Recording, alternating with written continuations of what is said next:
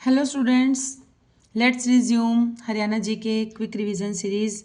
So nowadays we are doing 100 questions, one liner series. So 17 videos I have uploaded on my channel, and today we have to start from 1701. So without wasting time, let's start. Chamunda Devi का निर्माण नारनौल में राजा नूरकरण, ये ना मैंने friends कहीं पे नूनकरण भी पढ़ा है, एन मतलब नहा पर नूनकरण द्वारा किया गया। वह किस रियासत से संबंध रखते थे? तो उनकी रियासत थी बीकानेर। पीर तुर्कमान की दरगाह कहाँ पर स्थित है? नारनौल महेंद्रगढ़ में स्थित है। ढोसी का संबंध किस युग से माना जाता है? तो यह माना जाता है द्वापर युग से। ढोसी का संबंध माना जाता है द्वापर युग से। और ढोसी की जो पहाड़ी है, ढोसी की पहाड़ी कहाँ पर है? अरावली की पहाड़ी पर ही है, और यह नारनौल महेंद्रगढ़ में पड़ती है ढोसी की पहाड़ी। और ढोसी की पहाड़ी का संबंध जो है वो च्यवन ऋषि से माना जाता है। च्यवन ऋषि जो हुए थे वो ढोसी की पहाड़ी से ही पहाड़ी पे ही रहते थे। नेक्स्ट इज चोर गुंबद जमाल खान द्वारा चोर गुंबद जमाल खान के द्वारा कहाँ बनवाया गया था? नारनौल महेंद्रगढ़ में। कन्नौड़ से महेंद्रगढ़ कब रखा गया था? कन्नौड़ पहले कन्नौड़िया ब्राह्मणों ने इसे आबाद किया था, इस शहर को, तो इसका नाम रखा गया था कन्नौड़। उसके बाद फिर जब एक राजा ने अपने बेटे महेंद्र के नाम पर इसका नाम महेंद्रगढ़ रख दिया। गढ़ मतलब किला, महेंद्रगढ़ रख दिया था। तो ये कब रखा गया था? ये रखा गया था 1861 में रखा गया था। और ऐसा भी बन जाता है क्वेश्चन कि महेंद्रगढ़ का पुराना नाम क्या था? तो पुराना नाम था कन्नौड़। भागवत पुराण में किस स्थान का वर्णन मिलता है? भागवत पुराण में मिलता है नारनौल महेंद्रगढ़ का वर्णन मिलता है। 1835 में फिरोजपुर झिरका के किस नवाब को फांसी दे दी गई थी? तो उस नवाब का नाम है अमीनुद्दीन है जिनको फांसी दे दी गई थी। कब? 1835 में। और कहाँ के थे वो नवाब? फिरोजपुर झिरका, मेवात के। शेख मूसा जो निजामुद्दीन औलिया के मुरीद थे, इनका संबंध कहाँ से है? इनका संबंध था ईरान से। से संबंध रखते थे ये। नेक्स्ट इज बादशाह बाबर ने बाबरनामा में किस झील का उल्लेख किया है? तो इन्होंने उल्लेख किया है कोटला का। बाबरनामा जो है ये एक क्या है? ऑटोबायोग्राफी है। बाबरनामा बाबर ने खुद लिखी थी। इसको तुज्क ए बाबरी भी कहा जाता है। तुज्क ए बाबरी भी कहा जाता है। इसी बाबरनामा बुक को ही कहा जाता है तुज्क ए बाबरी। ये बाबर जो शासक था, जो कि मुगल वंश का प्रथम संस्थापक था, जो यहाँ पर, और इसने ही खुद अपने बारे में लिखी थी। ऑटोबायोग्राफी होती है जो खुद कोई भी राइटर अपने बारे में लिखता है, उसको कहते हैं ऑटोबायोग्राफी।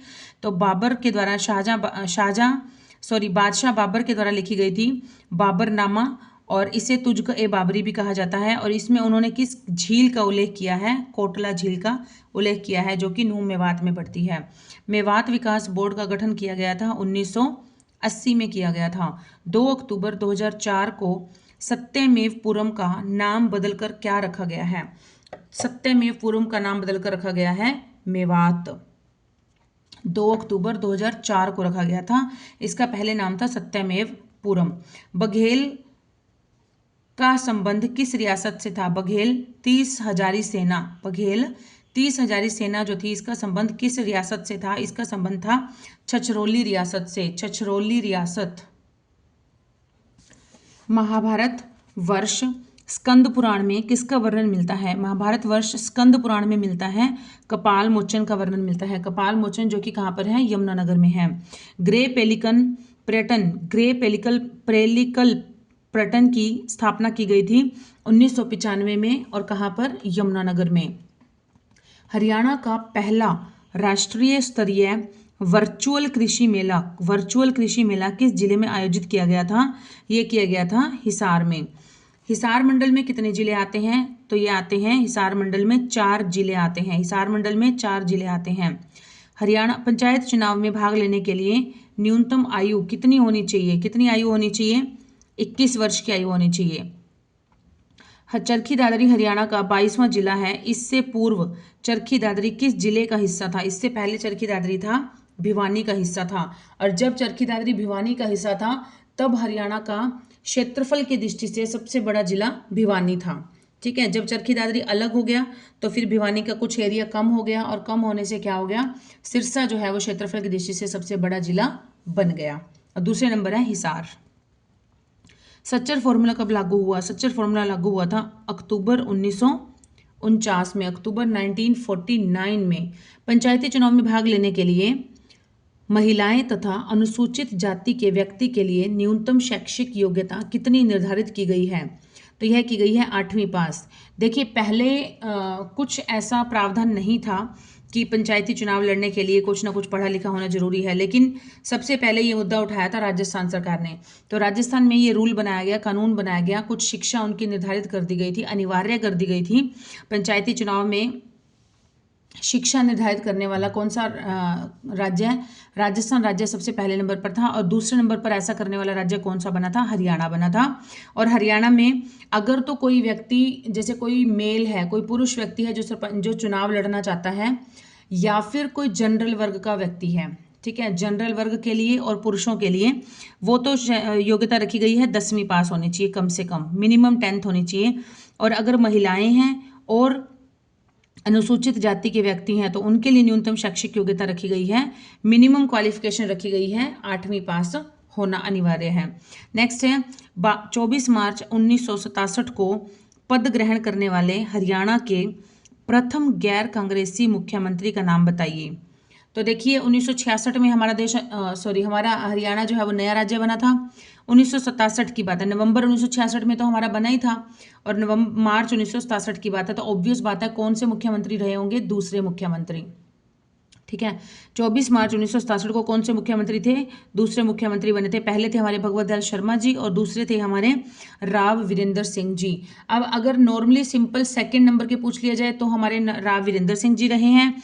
और अगर क्वेश्चन ये बनता है कि प्रथम गैर कांग्रेसी, क्योंकि जो पहले थे वो कांग्रेसी थे, इसलिए ये गैर कांग्रेसी थे, प्रथम गैर कांग्रेसी मुख्यमंत्री थे ये राव वीरेंद्र सिंह जी रहे हैं। और विधानसभा के स्पीकर भी रहे हैं, ये अध्यक्ष भी रहे हैं राव वीरेंद्र सिंह जी।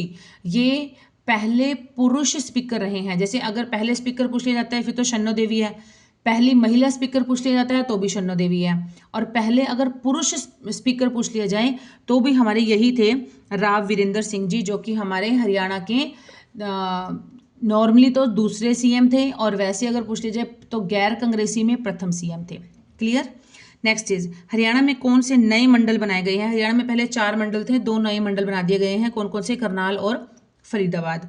हरियाणा के गवर्नर जो होते हैं, राज्यपाल जो होते हैं, वो कहाँ पर रहते हैं? वो रहते हैं हरियाणा राजभवन में रहते हैं। हरियाणा विधानसभा में कुल कितनी सीटें हैं? विधानसभा में सीटें हैं 10, लोकसभा में सीटें हैं विधानसभा में सीटें हैं 90, लोकसभा में सीटें हैं 10, और राज्यसभा में सीटें हैं 5। विधानसभा की 90 सीटों में से 17 सीटें जो है वो आरक्षित हैं, 17 सीट्स जो है वो आरक्षित हैं। और विधानसभा की सबसे ज़्यादा सीटें कहाँ पर हैं? सबसे ज़्यादा सीटें हैं हिसार में, वो हैं 7। ओके, नेक्स्ट हरियाणा राज्य का पशु, हरियाणा का राजकीय पशु कौन सा है? तो ये राजकीय पशु है काला मृग। काला मृग भी कहते हैं इसे, ब्लैक बक भी इसे ही कहते हैं, इंग्लिश में ब्लैक बक हो गया। और कहीं कहीं पर इसका नाम लिखा हुआ आता है कृष्ण मृग, कृष्ण मृग, कृष्ण मृग या फिर श्याम मृग। ठीक है, और इसका जो साइंटिफिक नेम है वो है एंटीलोप सर्विकापरा, एंटीलोप सर्विकापरा। नेक्स्ट हरियाणा सरकार निकाय चुनाव के प्रत्याशियों के लिए डैश योग्यता अनिवार्य है, तो ये है पर स्नातक। स्वतंत्रता पूर्व हरियाणा और पंजाब उच्च न्यायालय कहाँ पर स्थित था? तो यह था लाहौर में, लाहौर में स्थित था। जब हमारा देश आज़ाद नहीं हुआ था उससे पहले 1947 से पहले लाहौर में था। नेक्स्ट इज किस वर्ष हरियाणा प्रदेश का पंजाब में विलय किया गया था? तो किस वर्ष किया गया था पंजाब में विलय? वर्ष 1858 में। पर हरियाणा को दोबारा से पंजाब में मिला दिया गया था 1858 में। वैदिक काल के अनुसार हरियाणा को पौराणिक डैश वंश की मातृभूमि कहा इतिहास माना जाता है, तो यह है भरत वंश की मातृभूमि का। 52वां हरियाणा दिवस डैश को समर्पित था, तो 52वां हरियाणा दिवस था जल संरक्षण को। जल संरक्षण थीम रखा गया था जब हमारा 52 नंबर का हरियाणा डे मनाया था। हरियाणा के नूंह जिले की स्थापना की तिथि क्या है? नूंह जिला बना था हमारा 4/4/5 को। ठीक है, नूंह जिला कब बना था? 445 445 4 अप्रैल 2005 को बना था 445। श्री धर्मवीर जो कि हरियाणा राज्य के पहले राज्यपाल थे, उनका कार्यकाल कितने दिन का रहा था? उनका कार्यकाल रहा था लगभग 10 महीने का रहा था। हरियाणा की लोक सेवा आयोग के चेयरमैन की नियुक्ति किसके द्वारा की जाती है? लोक सेवा आयोग के चेयरमैन की नियुक्ति की जाती है राज्यपाल के द्वारा। वर्ष 1966 में पंजाब पुनरायोजन अधिनियम ने पंजाब को विभाजित किया और क्षेत्र को उस समय की केंद्र शासित प्रदेश डैश को हस्तांतरित कर दिया। तो कौन सी थी केंद्र शासित? उस समय जो थी हमारी यूटी, वो कौन था? हिमाचल प्रदेश था उस समय, उसको हस्तांतरित कर दिया था ये क्षेत्र जो था। नेक्स्ट इज हरियाणा राज्य महिला आयोग की वर्तमान महिला अध्यक्ष कौन है? वर्तमान महिला अध्यक्ष है रेणु भाटिया। हरियाणा के किस जिले में सर्वाधिक विधानसभा चुनाव क्षेत्र हैं? अभी अभी मैंने बताया था, सर्वाधिक विधानसभा चुनाव क्षेत्र हैं हिसार में। और कितने हैं टोटल? 7 हैं, 7 हैं। किस राजनीतिज्ञ को अविभाजित पंजाब, राजस्थान और हरियाणा के मंत्री के रूप में कार्य करने का दुर्लभ सम्मान प्राप्त हुआ? तो क्या नाम है उनका? उनका नाम है चौधरी तैयब हुसैन। चौधरी तैयब हुसैन। हरियाणा के गुड़गांव जिला कब बना था? गुड़गांव जिला बना था 1966 में। देखिए, जब हमारा हरियाणा एक नए राज्य के रूप में उभर कर सामने आया था 1 नवंबर 1966 को, तो उस समय हमें कितने जिले थे हमारे यहाँ पर? उस समय हमारे जिले थे 7 जिले। कितने थे? 7 जिले जो थे वो हमारे आए थे, पहले से मिले थे हमें। तो क्या क्या नाम है इनका? ये मैंने आपको बता ही रखा है बहुत बार, वैसे सबको पता ही है। घर जेके में, घर जेके में, तो ये हो जाएगा गुरुग्राम, हिसार, अंबाला, रोहतक,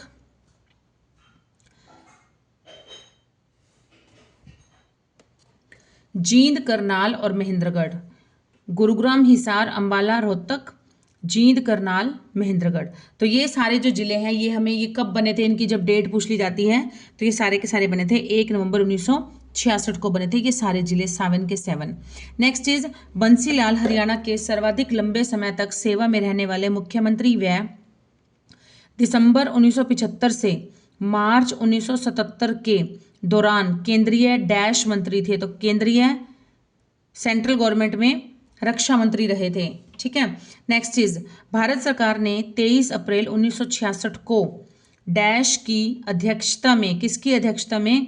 विद्यमान राज्य पंजाब के विभाजन और नए राज्य की सीमाएं निर्धारित करने हेतु आयोग बनाया था। तो किसकी अध्यक्षता में बनाया था? न्यायमूर्ति जे.सी. शाह की अध्यक्षता में ये बनाया गया था।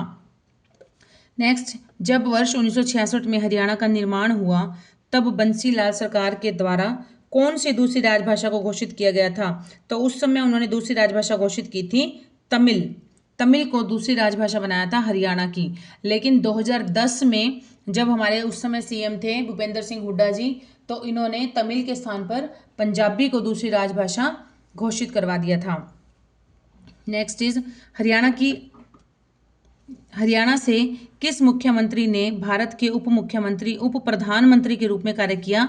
तो उप प्रधानमंत्री कौन रहे थे? ये हमारे चौधरी देवीलाल जी। चौधरी देवीलाल जी जो कि ताऊ के नाम से भी फेमस हैं, किसानों के मसीहा भी इन्हें कहा जाता है, और ये सिरसा के चौटाला गांव से बिलोंग करते हैं। नेक्स्ट इज हरियाणा की द्वितीय आधिकारिक भाषा, अभी ऊपर बताया था पहले कौन सी घोषित की गई थी? पहले तमिल की गई थी, लेकिन अब कौन सी है द्वितीय? अब कौन सी है? अब है पंजाबी। हरियाणा राज्य में लोकसभा सीटें कितनी हैं? लोकसभा सीटें हैं 10, और 10 में से 2 सीटें जो है वो आरक्षित हैं। कहाँ कहाँ की? अंबाला और सिरसा की 2 सीटें आरक्षित हैं।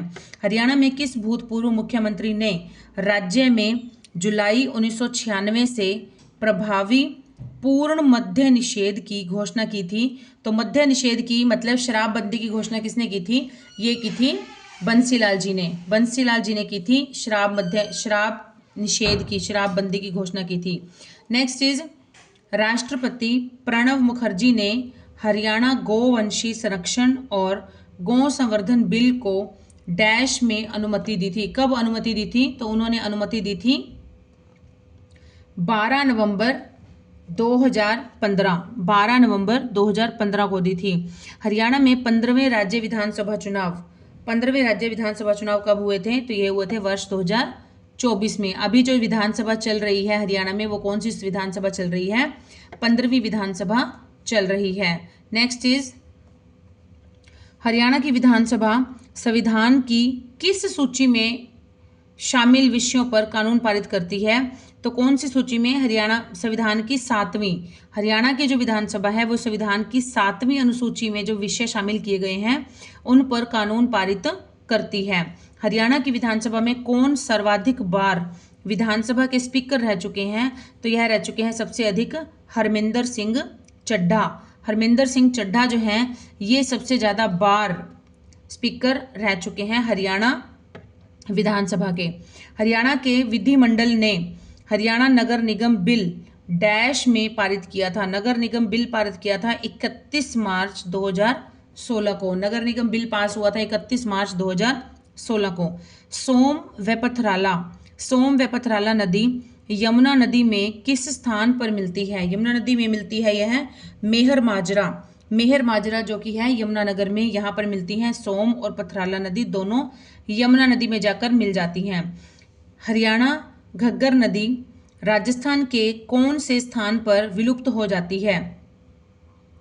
तो यह हनुमानगढ़ में। हरियाणा की जो घग्गर नदी है ये जब राजस्थान में एंटर करती है तो एंटर करने के बाद हनुमानगढ़ में पहुंचने तक यह विलुप्त हो जाती है। घग्गर की सहायक नदियां कौन कौन सी हैं? तो घग्गर की सहायक नदियां हैं झाझरा व कौशल्या। रण बेगना होती है ये, बेगना व नकटी किस नदी की सहायक नदियां हैं? तो यह है मारकंडा नदी की। मारकंडा नदी की सहायक नदियां हैं रण, बेगना व नकटी। बलियाली व आमरी नदी किसकी सहायक नदी है? तो यह टांगरी नदी की सहायक नदियां हैं। बलियाली व आमरी नदी टांगरी नदी की सहायक नदियां हैं। कहीं पर प्रकट होना और कहीं पर विलुप्त होना, कहीं पर प्रकट और कहीं पर विलुप्त होने वाली नदी कौन सी है? तो यह है सरस्वती नदी। नजफगढ़ झील में मिलने वाली नदी कौन सी है? इंदौरी नदी। इंदौरी नदी जो है वो नजफगढ़ झील में जाकर मिल जाती है। भूरिया नाला कहाँ पर है? फरीदाबाद में है। कैथल की बरसाती नदी कौन सी है? तो इसका नाम है पारा। कैथल की बरसाती नदी का नाम है पारा। कर्ण झील का क्षेत्रफल कितना है? 20 वर्ग किलोमीटर। भीमकुंड व बसई झील कहाँ पर है? गुरुग्राम में। मारकंडा नदी प्राचीन समय में किस नाम से प्रचलित थी? तो यह थी अरुणा नाम से। अरुणा नदी के नाम से जाना जाता था। अरुणिमा भी आता है कहीं पर लिखा हुआ, कहीं पर अरुणा भी आ जाता है। नेक्स्ट इज तैमूर की आत्मकथा। अब देखो फिर से ये आत्मकथा आ गया। पहले हमने बाबर की आत्मकथा पढ़ी थी, उसे कहते हैं बाबरनामा या तुझक ए बाबरी, और ये तैमूर की आत्मकथा है तो इसे कहते हैं तुझक ए तैमूरी। ठीक है, आत्मकथा को ऐसे ही कहा जाता था उर्दू में। उर्दू के शब्द हैं ये तुझक ए तैमूरी। और में किसका वर्णन है? तो वर्णन है सुरसती। सुरसती मतलब सिरसा का वर्णन है। सुरसती सिरसा का वर्णन है। हवेन सांग की आत्मकथा। हवेन सांग की आत्मकथा कौन सी है? हुईली। हवेन सांग की आत्मकथा का नाम है हुईली। हरियाणा में मुसलमानों की पहली स्वर्ण मुद्रा कहाँ से मिली है? थानेसर से मिली है। अभिनंदन ग्रंथ किसने लिखा था? अभिनंदन ग्रंथ के लेखक थे नेकीराम शर्मा। हरियाणा में गौरी शंकर प्रसिद्ध मंदिर है भिवानी जिले में। तैमूर के आक्रमण के बाद भारत में किस वंश का राज्य स्थापित हुआ था? तो तैमूर के बाद वंश आया था सैयद वंश। और तैमूर ने हिसार, फतेहाबाद और सिरसा तीनों जगह पर यह आक्रमण किया था तैमूर ने। हरियाणा में अरावली की तलहटी में बसा हुआ गांव कौन सा है? तो अरावली की तलहटी में बसा है कल्याणा गांव। ये कल्याणी भी आ जाता है कहीं पर, कल्याणी गांव, जहां से क्या मिला था हमें? डांसिंग स्टोन या हिलना पत्थर भी कहते हैं। ऐसे कहा जाता है कि वो पत्थर जो है वो हिलता ही रहता है। तो वो कहाँ पर पाया जाता है? वो भी कल्याणी गांव में पाया जाता है। और ये कल्याणी गांव कहाँ है? चरखी दादरी में पड़ता है। और यही गांव जो है ये अरावली की तलहट्टी में बसा हुआ है। हरियाणा में 364 चौखट की हवेली, 364 चौखट की हवेली कहाँ पर है? तो यह है रोहतक में। प्रसिद्ध समाज सुधारक पंडित बस्ती राम का संबंध किस जिले से है? पंडित बस्ती राम का संबंध है झज्जर जिले से। 1857 की क्रांति के बाद फारूक नगर का रिसालदार किसे बनाया गया था? फारूक नगर का रिसालदार बनाया गया था तफजुल हुसैन को बनाया गया था, तफजुल हुसैन। नेक्स्ट इज गेबी साहिब मंदिर कहाँ पर है? नरवाणा। परशुराम मंदिर कहाँ पर है? राम राया कहाँ पर है? जींद में है। किस ऋषि के श्राप से परीक्षित को सांप ने डस लिया था? तो ये किस ऋषि का श्राप था? श्रृंगी जो एक ऋषि हुए हैं, इनके श्राप से परीक्षित जो था उसको सांप ने डस लिया था। नेक्स्ट है धमतान साहिब सिखों के किस गुरु से संबंधित है? तो धमतान साहिब जो है वो सिखों के गुरु तेग बहादुर जी, गुरु तेग आएगा यहाँ पर, तेज नहीं आएगा, तेग बहादुर जो कि सिखों के 9वें गुरु थे, उनसे संबंधित है धमतान साहिब जो कि जींद में पड़ता है। हरियाणा राज्य परामर्श सोसाइटी पंचकुला की स्थापना कब हुई थी? ये हुई थी 2007 में। जयंती देवी मंदिर किस नहर या किस नदी के पूर्वी तट पर स्थित है? तो चोटांग नदी के पूर्वी तट पर स्थित है कौन सा मंदिर? जयंती देवी मंदिर। बादशाह अकबर के समय ईंटों का किला कहाँ पर बनाया गया था? ईंटों का किला बनाया गया था सफीदों में। सफीदों कहाँ है? सफीदों भी जींद में है। हंसराज तीर्थ जो कि बर्बरिक से संबंधित है, कहाँ पर स्थित है? सफीदों जींद में स्थित है। अप्पा जी खांडवी ने किसे गोद लेकर झज्जर का क्षेत्र सौंप दिया था? तो किसको गोद लिया था अप्पा जी खांडवी ने? जॉर्ज थॉमस को, जो कि आयरलैंड का निवासी था। जॉर्ज थॉमस इसको गोद लेकर इसे झज्जर का एरिया दे दिया था। नवदीप स्टेडियम कहाँ पर स्थित है? जींद में। महाभारत काल में राजा इक्ष्वाकु की नगरी कौन सी थी? रामराया, जो कि जींद में है। और रामराय में ही प्रसिद्ध परशुराम मंदिर भी है। जींद का आसन्न तीर्थ किस ऋषि से संबंधित है? तो यह है जमदग्नि ऋषि से संबंधित है जींद का आसन्न तीर्थ। नेक्स्ट इज रघुवीर सिंह के द्वारा भूतेश्वर मंदिर का निर्माण कब किया गया था? भूतेश्वर मंदिर का निर्माण किया गया था 1864 में। हरियाणा में प्रसिद्ध ख्वाजा की सराय कहाँ पर है? फरीदाबाद में है। प्रसिद्ध चिट्टा मंदिर कहाँ पर है? प्रसिद्ध चिट्टा मंदिर है यमुनानगर में। और यह मंदिर जो है ये हनुमान जी को समर्पित है। हरिरस पुस्तक किस साहित्यकार की पुस्तक है? हरिरस है पुस्तक का नाम। तो यह संबंधित है ईश्वर दास होएगा शायद, ये ईश्वर दास लिखा हुआ है, जो कि 14वीं शताब्दी के साहित्यकार थे। नेक्स्ट, अशोक के समय उदयनगरी के नाम से किसे जाना जाता था? फतेहाबाद को उदयनगरी कब जाना जाता था? जब अशोक का शासनकाल था उस समय। शेख उस्मान जिंदा पीर का संबंध कहाँ से है? पानीपत से है। चिल्ली वाला श्री कृष्ण मंदिर कहाँ पर स्थित है? फतेहाबाद में। नजीबुद्दौला और जाट राजा जवाहर सिंह के मध्य युद्ध कब हुआ था? ये युद्ध हुआ था 1764 में हुआ था। औरंगजेब व गोकुला जाट के मध्य युद्ध हुआ था, जो तिलपत के युद्ध के नाम से फेमस था। ये युद्ध कब हुआ था? 1669 में हुआ था। प्राणपीर बादशाह का मकबरा कहाँ पर है? प्राणपीर बादशाह का मकबरा है हिसार में। हरियाणा का वह वाद्य यंत्र जो कि पीतल के बने 2 झांझ वाले कप की आकृति का बना होता है, उसे कहते हैं मंजीरा कहा जाता है। उस वाद्य यंत्र को मंजीरा कहा जाता है। श्री दिगंबर जैन मंदिर हिसार का निर्माण करने वाले श्री दिगंबर जैन मंदिर जो कि कहाँ पर है? हिसार में है। इसका निर्माण किसने करवाया था? तो इसका निर्माण करवाया था शुगन चंद ने इसका निर्माण करवाया था। तो फ्रेंड्स, आज के हमारे 100 क्वेश्चन यहाँ तक कंप्लीट हो जाते हैं। जल्दी मिलेंगे हम नेक्स्ट न्यू फ्रेश 100 क्वेश्चंस के साथ। और जैसे आप सपोर्ट कर रहे हैं चैनल को, ऐसे ही सपोर्ट करते रहिए प्लीज़। और जिन्होंने अभी तक सब्सक्राइब नहीं किया है, ज़्यादा से ज़्यादा सब्सक्राइब कीजिए। दिस इज़ नॉट फेयर कि 60% जो लोग हैं अभी तक भी जिन्होंने वीडियो वॉच करते हैं लेकिन सब्सक्राइब नहीं किया है चैनल, आपका कुछ नहीं जाता फ्रेंड्स, सिर्फ एक मोटिवेशन जाता है सामने वाले को बस। और ऐसा मत सोच लेना कि आपके इतने से बहुत ज़्यादा बड़ी अमाउंट मुझे मिलने लग जाएगी, ऐसा कुछ नहीं होता। एक मोटिवेशन होता है, जो बंदा हार्ड वर्क कर रहा है उसके लिए थोड़ा सा एक मोटिवेशन हो जाता है बस। ओके, ठीक है। Keep studying and keep hard working and keep supporting my channel. Bye students.